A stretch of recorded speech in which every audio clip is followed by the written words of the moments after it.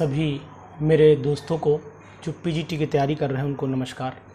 जैसा कि पॉलीहाइड्रोकार्बन्स मैंने फोकस कर रहा हूँ इस पे, पॉलीहाइड्रोकार्बन्स कंपाउंड्स क्या होते हैं। तो पॉलीहाइड्रोकार्बन्स कंपाउंड वो कंपाउंड होते हैं जिनमें एक से ज़्यादा बेंजीन रिंग होता है, यानी कि ये बेंजीन रिंग वाले जो कंपाउंड होते हैं जिसमें कंडेंस भी हो सकता है और आइसोलेटेड भी हो सकता है, किसी भी तरीके का बेंजीन रिंग हो सकता है, तो वो कंपाउंड कहलाते हैं पॉलीन्यूक्लियर हाइड्रोकार्बन्स। ये पॉलीन्यूक्लियर हाइड्रोकार्बन्स की अगर हम लोग बात कर लेते हैं तो पॉलीन्यूक्लियर हाइड्रोकार्बन्स दो पार्ट में मैंने डिवाइड किए, एक आइसोलेटेड होते हैं, कंडेंस होते हैं। नाम ही बता रहा आइसोलेट मतलब सेपरेट हो जाए, मीन्स दो बेंजीन रिंग आपस में फ्यूज़ ना हो, एक सिंगल बॉन्ड से सेपरेट हो, कहलाते हैं डाई फिनाइल या बाई फिनाइल भी बोलते हैं।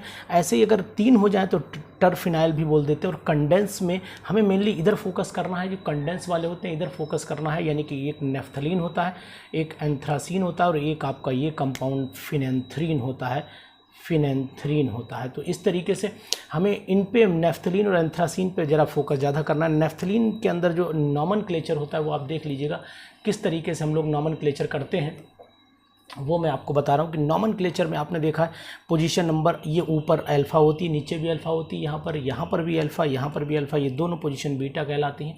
और अगर नंबर डालते हैं तो यहाँ पर 1 2 3 4 5 6 7 8 9 और 10 हो जाता है। ये नीचे आपका नंबर यहाँ पर 10 हो जाएगा, इस तरीके से ये नंबर 10 हो जाएगा। तो ये पोजीशंस आप ध्यान रखेंगे। अब अगर हम आईपीएससी कुछ नाम लिखने की बात करें तो जैसे कि ये अगर नाम बोला जाए तो यहाँ पर NO2 लगा है तो अल्फा नाइट्रोनेफ्थलीन के नाम से जाना जाएगा, ये बीटा नाइट्रोनेफ्थलीन के नाम से जाना जाएगा, और ये आपका जाना जाएगा 6 अमीनो हो जाएगा 2 हाइड्रोक्सी नेफ्थलीन के नाम से जाना जाएगा। तो ये मैंने कुछ इंट्रोड्यूस करवाया आपको कंपाउंड। अब हम आपको बताते हैं कि इनकी केमिकल प्रॉपर्टीज़ क्या होती हैं। तो मैं आपको ये बता देता हूँ कि जो नेफ्थलीन होता है इसे मिटा लेते हैं। नेफ्थलीन जो होता है इसकी आप स्क्रीनशॉट ले लीजिएगा तो आपको बेनिफिट रहेगा, क्योंकि ये सब लिखा हुआ है, इसकी PDF रिक्वायरमेंट आप नहीं कर पाएंगे क्योंकि समस्या ये सब पढ़ाया हुआ टॉपिक होगा।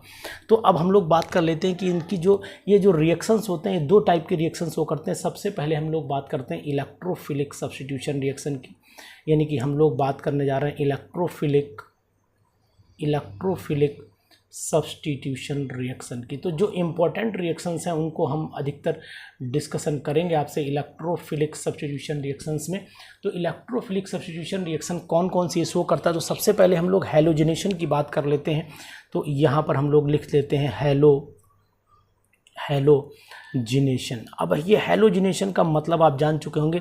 जैसे कि मान लीजिए मैं यहाँ पर सिंपली ऐसा करता हूँ कि लिख लेता हूँ नेफ्थलीन, ये मैंने यहाँ पर नेफ्थलीन लिख लिया, और अगर चाहो तो आप रिंग भी बना सकते हो और चाहो तो आप ऐसे बॉन्ड बना सकते हो। अगर इसकी रिएक्शन हम लोग FeCl2 से करा देते हैं, यानी कि Fe और Cl2 दोनों अलग अलग बोले हैं, मैंने ध्यान रखना, FeCl2 ना समझिएगा, Fe और क्लोरीन Cl2 से कराते हैं तो आपको पता है ये अल्फ़ा पोजीशन पे ही अटैक करेगा। अब यहाँ पर मैं रिंग ही बना दे रहा हूँ, थोड़ा सा आसानी रहेगी मेरे लिए और कोई बात नहीं। यहाँ पर ये बन गया आपका अल्फ़ा क्लोरोनेफ्थलीन बोला जाएगा, या 1 क्लोरोनेफ्थलीन भी आप इसे बोल सकते हैं सिंपली। अब बीटा बनता है लेकिन परसेंटेज बहुत कम होती है, ये लगभग 95% बनता है, और अगर आप बीटा बनाना चाहें तो फिर 5% बना सकते हैं। बीटा पोजीशन पर इस तरीके से लगा सकते हैं, लेकिन इसका कोई मेन प्रोडक्ट हमने बना ही दिया है तो इसलिए बीटा की कोई ज़रूरत मुझे लगता है कि है नहीं। ये बन जाता है बीटा क्लोरो, इस तरीके से बीटा क्लोरोनेफ्थलीन बन जाता है। अब मैं आपको बता देता हूँ कि अगर यही जो नेफ्थलीन है, देखिए मैं शॉर्ट में सब लिखने की कोशिश करूँगा। अगर यही नेफ्थलीन H2Cl2 है ना, सल्फ़र क्लोराइड या सल्फ़र मोनोक्लोराइड भी बोलते हैं, AlCl3 की प्रेजेंस में भी अटैक करता है और टेम्परेचर लगभग 25 डिग्री सेल्सियस रहता है, तब भी यही प्रोडक्ट मिल जाता है, ये वाला यही कंडीशन मिल जाती। तो मैं एक काम ये करता हूँ, चलिए कोई बात नहीं, मैं यहाँ बना ही दे रहा हूँ, अदरवाइज़ तो सेम ही एरो मुझे लगा देने चाहिए थे। खैर कोई बात नहीं, अलग हो गई रिएक्शन, तो ये भी आपका हो गया अल्फ़ा क्लोरो या 1 क्लोरोनेफ्थलीन हो जाता है। अगर यही कंडीशन आप ब्रोमीन से कराएं तो ब्रोमीन से हो जाएगी, यानी कि वहाँ पर 1 ब्रोमोनेफ्थलीन बनेगा, यहाँ Br2CCl4 ले सकते हो। लेकिन अंतर आपको बता देता हूँ कि Br2 और CCl4 लोगे आप, Br2 और CCl4 अगर आप लोगे तो सिंपल आपको मैं बता देता हूँ कि केवल 75% 1 ब्रोमोनेफ्थलीन बनता है। 75% ध्यान रखिएगा, 1 ब्रोमोनेफ्थलीन, ये केवल 75%, मतलब उतनी अच्छी रिएक्शन नहीं है। लेकिन अगर यही रिएक्शन ब्रोमीन से कराई जाए और एसिटिक एनहाइड्राइड यानी कि एसिटिक एसिड की प्रेजेंस में ACOH लिख सकते हो, या फिर आप CH3 COOH भी लिख सकते हो, एक ही बात है। और अगर ये एक्वा सोल्यूशन ले लिया जाए, एसिटिक एसिड का एक्वा सोल्यूशन ले लिया जाए, तो फिर आपका वो यही जो प्रोडक्ट है 75% जो बन रहा था, वो प्रोडक्ट अब आपका 90% बनना शुरू हो जाएगा। तो मैं आपको बता देना चाहता हूँ कि 90% प्रोडक्ट अगर आपको बनाना है तो पेपर में ये क्वेश्चन वेरी कर सकता है, तो इसलिए मैंने ये बात बताना आपको ज़रूरी समझी। तो ये ब्रोमो मिलेगा, लेकिन दोनों प्रोडक्ट सेम है, यहाँ पर प्रोडक्शन 95% हो रहा है, मेन बात आपकी ये हो जाती है। तो ध्यान से देख लीजिए, ये रिएक्शंस हैं इलेक्ट्रोफिलिक सब्स्टिट्यूशन में। अब अगर हम लोग नाइट्रेशन करते हैं तो यहीं पर हम लोग क्या कर लेते हैं, नाइट्रेशन भी इसका कराने की कोशिश करेंगे। तो इतनी जगह में हम कोशिश कर रहे हैं कि अगर हम लोग इसका नाइट्रेशन HNO3 और H2SO4, नॉर्मल HNO3 ले लेते हैं, H2SO4 भी नॉर्मल ले लेते हैं। अभी टेम्परेचर नहीं करना, कंसनट्रेटेड है लेकिन टेम्परेचर नहीं लगाना है, तो फिर वही 1 नाइट्रो, इस तरीके से यहाँ दिख रहा होगा आपको, ये कंपाउंड मैंने बना दिया 1 नाइट्रोनेफ्थलीन बना दिया, इस तरीके से 1 नाइट्रोनेफ्थलीन। लेकिन अगर यही हम लोग टेम्परेचर बढ़ा दें, हाई टेम्परेचर पर ये काम कर लेते हैं, तो मैं ऊपर ही लिखे दे रहा हूँ जिससे कि मुझे ये पूरा फिगर मिटाना नहीं पड़ेगी, आपको ऊपर दिख रहा होगा शायद। अगर यही मैंने कंसनट्रेटेड HNO3 लिया, H नाइट्रेटिंग मिक्सचर जिसे आप बोलते हैं, और H2SO4 लिया, कंसनट्रेटेड लिखा नहीं है, तो फिर ध्यान रखिएगा यहाँ पर फ्यूमिंग होना चाहिए, यानी कि हाई टेम्परेचर इसे हीट करना है। तो फिर कंपाउंड आपके लिए पॉसिबिलिटी ये बन जाती है कि फिर यहाँ पर भी NO2 लगेगा, दोनों तरफ NO2 लगेगा, इधर भी NO2 लगेगा और इधर भी NO2 लगेगा। ये ध्यान रखना, 1,8 डाइनाइट्रोनेफ्थलीन बन जाता है। और थोड़ा सा प्रोडक्ट इसका साथ में जो बनता है वो भी मैं आपको बता देता हूँ। वो प्रोडक्ट आपको इस पोजीशन पर भी मिल सकता है, यानी कि एक NO2 यहाँ मिले, इसके मुंह पे लगाइएगा, इसके पैरों पे लगा देना, कोई दिक्कत वाली बात नहीं। 1,5 डाइनाइट्रोनेफ्थलीन भी मिल सकता है। तो इस तरीके से कुछ इलेक्ट्रोफिलिक ये मैंने सब्स्टिट्यूशन रिएक्शंस आपको बताई। ये किसकी, नेफ्थलीन की इलेक्ट्रोफिलिक सब्स्टिट्यूशन रिएक्शन है। इसी से रिलेटेड कुछ रिएक्शंस मैं आपको बता रहा हूँ कि क्या वेरिएशन पॉसिबल है, वो मैं इसको मिटाने के बाद आप इसको देख लीजिए ध्यान से। इसको स्क्रीनशॉट भी आप ले सकते हैं, इतने का ले लीजिए, आपका ये आ जाएगा, सभी डिटेल आ जाएगी पूरी, कोई दिक्कत नहीं है। अब हम लोग क्या करते हैं कि इसी बोर्ड पे अब हम लोग पढ़ लेते हैं बहुत ही अच्छी चीज़, और वो है इलेक्ट्रोफिलिक सब्स्टिट्यूशन रिएक्शंस में सल्फोनेशन रिएक्शन। वो भी मैं कंप्लीट कर दे रहा हूँ। तो जैसे कि मान लीजिए अब ये सल्फोनेशन आई हुई रिएक्शन है, ये PGT में आ चुकी है। मैं आपको ये भी बताना चाहता हूँ, अब मैंने ये नेफ्थलीन लिया, नेफ्थलीन में यहाँ दो चीज़ें हैं, एक हाई टेम्परेचर, एक लो टेम्परेचर, एक 80 डिग्री सेल्सियस है और एक 160 डिग्री सेल्सियस है, दोनों आपको ध्यान रखने पड़ेंगे। कंसनट्रेटेड H2SO4 आप यूज़ करेंगे, कंसनट्रेटेड H2SO4, और यहाँ पर भी आप कंसनट्रेटेड H2SO4 यूज़ करेंगे। तो बस ध्यान रखिएगा, जब लो टेम्परेचर रहे तो अल्फ़ा बना देना, जब हाई टेम्परेचर रहे तो बीटा बना देना। तो ये आपका बन गया अल्फ़ा, यहाँ पर अल्फ़ा, ये बन गया आपका अल्फ़ा, है ना। तो 1 नेफ्थलीन सल्फोनिक एसिड या अल्फ़ा नेफ्थलीन सल्फोनिक एसिड बोल सकते हो, अल्फ़ा नेफ्थलीन सल्फोनिक एसिड बोल सकते हो। अगर यही टेम्परेचर बढ़ा दिया आपने, तो टेम्परेचर बढ़ाने के बाद फिर आपको मिल जाएगा यहाँ पर बीटा नेफ्थलीन सल्फोनिक एसिड, इस तरीके से बीटा नेफ्थलीन सल्फोनिक एसिड। कितने अच्छे ढंग से आपको मैं लिख रहा हूँ, कोई भी दिक्कत आपको नहीं आएगी। अब इसी से जो कन्वर्जन्स की पॉसिबिलिटी हो सकती है वो और क्या हो सकती है, वो भी मैं आपको नेफ्थलीन की बता दे रहा हूँ, वो समझिएगा ध्यान से। जैसे कि मैंने यहाँ पर ये नेफ्थलीन लिखा, जरा ध्यान दीजिएगा आप, इस रिएक्शन पर बहुत ही इंपॉर्टेंट रिएक्शन है। सर्किल बना रहा हूँ, इस पर कोई किसी को ऐतराज़ नहीं होना चाहिए, हालांकि बॉन्ड बने होते हैं अधिकतर सर्किल में, इतनी कोई थोड़ा बनाने में आसानी हो रही है और कोई बात यहाँ पर नहीं। अब अगर मैंने वही Fe और X2 की रिएक्शन करा दी यहाँ पर, तो ये कंपाउंड आपका बन सकता है, सिंपली आपने भी बनाया भी था, ये कंपाउंड हो जाता है हेलोनेफ्थलीन, 1 हेलोनेफ्थलीन या 1 क्लोरोनेफ्थलीन, 1 ब्रोमोनेफ्थलीन। अगर इसी की रिएक्शन मैग्नीशियम से करा दीजिए तो फिर वो ग्रिग्नार्ड रिएजेंट वाली कंडीशन आपकी तैयार हो जाएगी। इस तरीके से यहाँ पर आपका Mg हो जाएगा और यहाँ पर आपका X हो जाएगा, दिख रहा होगा शायद आपको। तो ये 1 नेफ्थाइल मैग्नीशियम हैलाइड क्लोराइड ब्रोमाइड जो है, या अल्फ़ा नेफ्थाइल मैग्नीशियम क्लोराइड ब्रोमाइड, जो भी आप लिखना चाहें। और अगर इसके रिएक्शन आपने करा दी HCHO से करा देते हैं, फॉर्मेल्डिहाइड से करा देते हैं, तो आप जानते हैं, और वाटर्स के बाद पहली रिएक्शन। तो यहाँ पर आपने देखा होगा कि जैसे मान लेते हैं कि हम लोग यहाँ पर HCHO लिया हमने, और ये H2 तो आप जानते हैं कि जब ग्रिग्नार्ड एजेंट फॉर्मेल्डिहाइड से रिएक्शन करता है तो फिर भाई साहब आप 1 डिग्री का एल्कोहल बनाते हैं। तो 1 डिग्री का एल्कोहल आप जान लीजिए इस तरीके से आप बना सकते हैं। यहाँ पर आपका क्या लग जाएगा, यहाँ पर सिंपली वही रिंग में बना दे रहा हूँ, यहाँ पर आपका CH2OH लग जाएगा। ये आसानी से आप समझ सकते हैं क्योंकि अटैक भी यहीं से, ये वाला पूरा रिंग जो ये पूरा ग्रुप जो है वो इस कार्बन पर अटैक करेगा, ये आप जान रहे होंगे अच्छे से। तो इस तरीके से आप इसको चेंज भी कर सकते हैं। अब मान लीजिए आपने यहाँ पर सपोज कर लेते, थोड़ा सा ऊपर लिखेंगे, यहाँ पर कंसनट्रेटेड HNO3 लिया और ये कंसनट्रेटेड HNO3 H2SO4 की प्रेजेंस में जब अटैक करेगा तो अभी आपने पढ़ा था ये कंपाउंड आपका बन गया था नाइट्रो, यानी कि 1 पे नाइट्रो लगाया था ना, तो हमने 1 पे ही नाइट्रो लगा दिया यहाँ पर। अब इसका अगर वही कंडीशन जो बेंजीन वाली चलती है, हम लोग SnHCl ले लेते हैं तो फिर ये NH2 ग्रुप में कन्वर्ट हो जाता है। बिल्कुल आप ध्यान रखेंगे इस तरीके से ये NH2 ग्रुप में कन्वर्ट हो सकता है। ये मेरा एक तरीका है, पैटर्न है पढ़ाने का। अब इसी में क्या करते हैं, अगर हम लोग थोड़ा सा HNO2 डाल देते हैं, वो 0 to 5 डिग्री सेल्सियस टेम्परेचर होना चाहिए, NaNO डाइएजोटाइजेशन रिएक्शन जिसे आप बोलते हैं।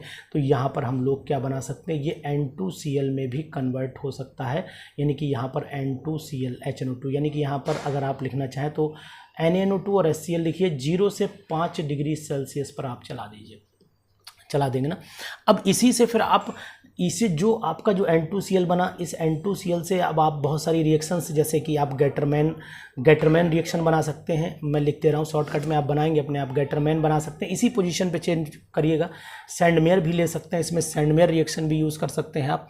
इसी में आप वाल्च-सीमन रिएक्शन भी यूज़ कर सकते हैं ना।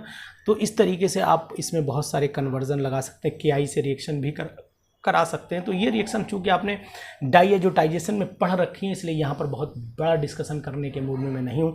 मेन जो पैटर्न था वो मैंने आपको यहाँ पर बता दिया कि क्या क्या पैटर्न यहाँ पर पॉसिबिलिटीज़ थी, वो आपने यहाँ पर सीख ली। अब मैं आपको बताता हूँ कि जो ये कंपाउंड है जिसे बोलते हैं आप लोग नेफ्थलीन बोलते हैं, ये नेफ्थलीन जो है, ये नेफ्थलीन में कुछ रिएक्शंस ऐसी होती हैं जो रिएक्शंस एडिशन रिएक्शन भी कराती हैं। तो मैं आपको बताना चाह रहा हूँ कि जो रिडक्शन रिएक्शन और एडिशन रिएक्शन कौन कौन सी हो सकती हैं, वो एडिशन और रिडक्शन रिएक्शन मैं आपके सामने डिस्कशन करने वाला हूँ। तो सबसे पहले हम एडिशन में रिडक्शन रिएक्शंस डिस्कशन करते हैं। तो ये मैंने नेफ्थलीन लिख लिया है। नेफ्थलीन की जो रिडक्शन रिएक्शन है वो आप समझ लीजिए, ध्यान से समझिएगा कि जैसे कि मैंने आपका यहाँ पर ये नेफ्थलीन लिखा हुआ है, ये यहाँ पर नेफ्थलीन है। आप ध्यान से आप देखेंगे तो समझेंगे, ये मैंने यहाँ पर नेफ्थलीन लिखा हुआ। बहुत ही शॉर्टकट में पढ़ाने का एक मेथड रहता है मेरा, वही चाहता हूँ मैं कि शॉर्टकट में आप आसानी से पढ़ें। जैसे कि मैंने यहाँ पर लिखा NaC2H5OH लिखा है, और इस NaOC2H5OH में जैसे ही आप इसे हीट करेंगे, और हीट करने के बाद होगा क्या कि पहला रिंग उड़ा दीजिएगा, यानी कि इधर से राइट हैंड साइड से रिंग गायब कर दीजिएगा, तो ऊपर H जाएगा, नीचे H जाएगा, यहाँ पर 2 हाइड्रोजन यानी कि एक H पर और यहाँ पर बॉन्ड आ गया। तो इस तरीके से कंपाउंड ये 1,4 डाईहाइड्रोनेफ्थलीन है। 1,4 इसे हम लोग डायलिन भी बोलते हैं, डायलिन के नाम से भी जाना जाता है। और ये डायलिन एग्जिस्ट ऐसे भी करता है। और दूसरी मैं आपको बता दूं बात की, सॉरी ये थोड़ा सा ऊपर रहा, डायलिन ऐसे भी एग्जिस्ट करता है और डायलिन फिर ऐसे भी एग्जिस्ट कर सकता है। कोई प्रॉब्लम आपके नहीं होनी चाहिए। जैसे H यहाँ पर लगा है, H यहाँ पर लगा है, तो ये फिर बॉन्ड जो है यहाँ आएगा, तो नीचे वाले ये वाले जो H हैं वो ऊपर चले जाएंगे, यानी कि हम इसको ऐसे भी दिखा सकते हैं। ये 1,2 डायलिन है, ये 1,4 डायलिन, 1,4 डायलिन कहलाता है, और ये 1,2 डायलिन कहलाता है। इस तरीके से कंपाउंड बना सकते हैं। लेकिन यही रिएक्शन अगर आपने कम करा दी, Na लिया, सोडियम लिया, और यहाँ आइसो है ना, ब्यूटाइल अल्कोहल लिया, और आइसो ब्यूटाइल या पेंटाइल भी ले सकते हैं, आइसो पेंटाइल अल्कोहल लीजिए, कोई दिक्कत नहीं है। आप C5H11OH ले लीजिए। तो इससे जब कराएंगे तो सभी हाइड्रोजन यहाँ के हट जाएंगे, यानी कंडीशन जो आपकी पैदा हो जाएगी फिर वो ये वाली कंडीशन होगी कि भैया सब हाइड्रोजन इसे ऐसे बना सकते हैं। कोई सिंपल तरीका, जैसे H दिखाना ना चाहे तो आप डायरेक्ट वो अंडरस्टूड है कि वहाँ पर H रहते ही हैं, ये एक सिचुएशन यहाँ बन सकती है ना। अब अगर आपने यही काम किया और यहाँ पर आपने सोडियम लिया और लिक्विड अमोनिया ले ली, NH3 लिया, तो इथेनॉल की प्रेजेंस में जो प्रोडक्ट बनने वाला है वो प्रोडक्ट आपका हो सकता है, बर्च रिएक्शन के नाम से जाना जाता है। इस तरीके से बना सकते हैं, ये यहाँ पर लाएंगे, ये यहाँ पर लाएंगे, और ये यहाँ बनाया, ये H प्रोडक्ट वही बनेगा, 1,4 डायलिन ही बनेगा, यानी 1,4 डाईहाइड्रोनेफ्थलीन ही बनेगा। लेकिन इस रिएक्शन को हम लोग बर्च रिएक्शन के नाम से भी जानते हैं। बर्च रिडक्शन भी बोलते हैं हम लोग, कुछ लोग बर्च रिएक्शन या वर्ट रिडक्शन के नाम से भी हम इसे पहचानेंगे। तो ये रिएक्शन हुई।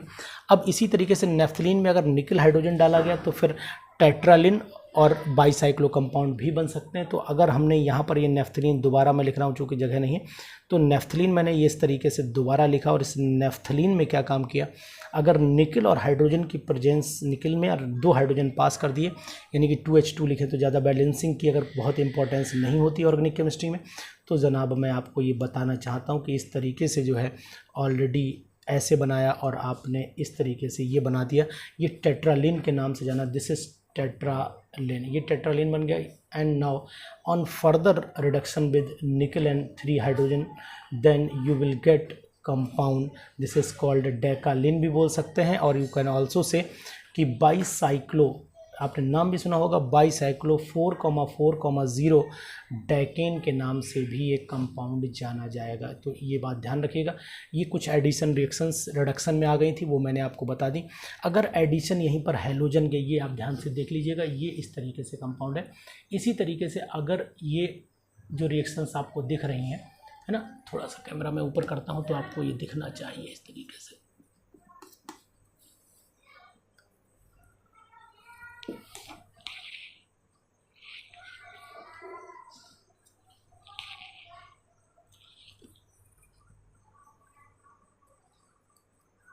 चलिए अब आपको दिख रहा होगा। तो आपने ये देख लिया कि ये कौन कौन सी रिएक्शंस है, इस तरीके से मैंने इसको एडजस्ट किया थोड़ा सा।